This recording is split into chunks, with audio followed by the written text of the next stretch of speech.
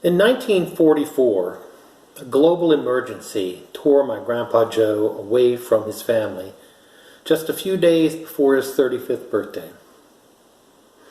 And although the United States Army considered him an old man, they had no qualms about drafting him and making him leave his wife and 2 small sons to make their way without him. It was a frightening time for everyone. Grandpa Joe, Grandma Helen, Jojo, and Danny. No one knew what to expect. Would they have enough to get by on? How much longer would the war go on? Would they ever see each other again? Well, I've lately been processing and archiving my grandmother's letters to Grandpa Joe from 1944.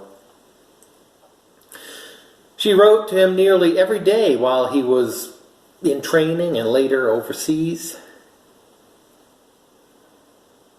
And throughout the time he was away in the Second World War, her questions and her fears seemed to never abate. She worried about how different things were and how much new responsibility had fallen on her. Grandma Helen put on a brave face, but she struggled to cope with the changes to her previously settled life of 14 years of married and wedded bliss.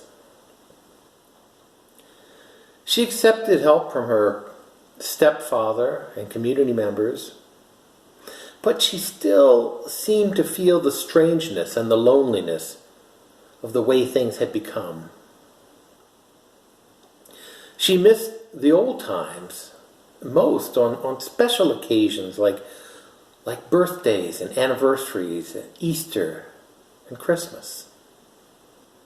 Nothing was the same any longer, and she scarcely knew what to make of it. And scarcely knowing what to make of it precisely describes the position of the Pharisees in today's gospel reading when they heard there was a wild man preaching and baptizing in the Jordan just outside of Jerusalem in Bethany. Something wasn't right. Sure, there'd been crazy old coots carrying on in the desert around the area, for a long time, preaching and praying and prophesying a coming doom. But this guy was different. Everybody was going out to hear him.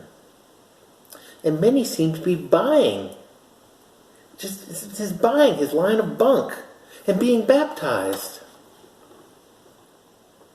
So the Pharisees sent some men out to find out who this man called John really was. He needed to be classified in order to be dealt with. "Who are you?" the men asked him. "Are you the Messiah?" "No," replied John, I'm not the Messiah." "Are you Elijah?" "No," said John. "Are you the prophet?" "No." "Then what do you have to say for yourself? Who are you?" Well, in reply, John the Baptist quoted the prophet Isaiah. "I am the voice of one crying out in the wilderness, make straight the way of the Lord." Now, it seems so clear to us from our vantage of millennia that John was the herald of the coming Christ, the fulfillment of God's holy word. And when he was crying out for folks to make straight the way of the Lord, he wasn't saying, make it easy for him or he won't come. He was telling us to make ourselves available to the Word of God, to remove the barriers and the rough places in our lives that keep God out. Because our not being ready would not keep Christ from happening. Our expectations and presuppositions about how and when the Messiah would come and what the Messiah would do or say wouldn't matter a bit. Jesus was coming, and there was nothing we could do to hinder it. As a matter of fact, while John the Baptist was saying all of this, Jesus had already arrived. If you look back at today's reading, John said, "Among you stands one whom you do not know, the one who is coming after me." While John was telling people how to get ready for Jesus, Jesus was already there, and possibly right in their midst. And that same phenomenon still happens today. Jesus comes to us. He comes to us in the midst of our preparations, in the hustle and bustle, or in the quiet solitude of isolation, or quarantine, if you will. Ready or not, Jesus is there in our midst, in his own way and in his own time. Our preparations, our liturgies, our lessons and carols, these do not fulfill the advent of Christ.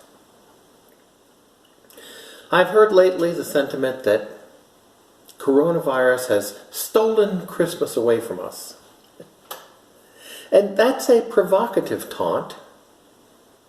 But the coronavirus has no more stolen Christmas from us than the Second World War stole my Grandpa Joe from Grandma Helen.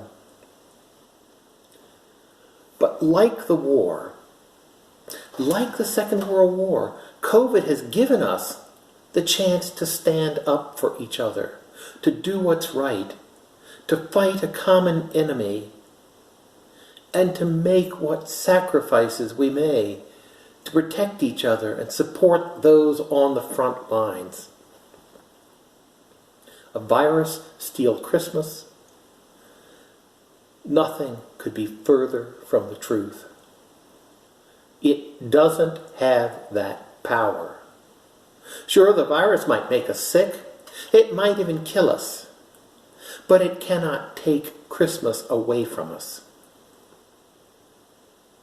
Because Christmas is more than a liturgy. Christmas is more than greening the church and putting up the creche. It's more than large gatherings or big dinners. It's more than candlelight and carols of Silent Night and Angels on High.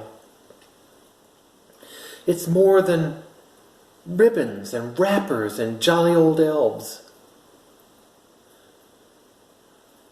Christmas is the realization that we are not alone and never will be.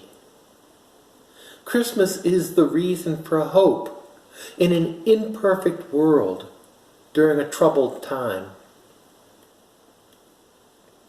With the world changing so rapidly and so many comfortable and familiar things going away, Christmas might be the only thing we can depend on to stay the same.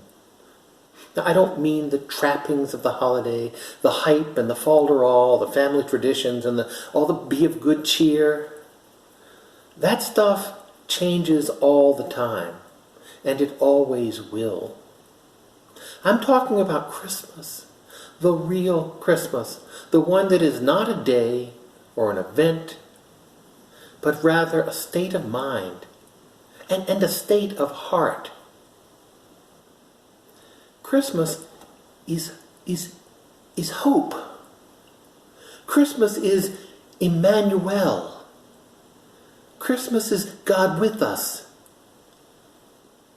We can have it. We can give it. We can share it. We can proclaim it. But no one can take it away from us. And for that, thanks be to God.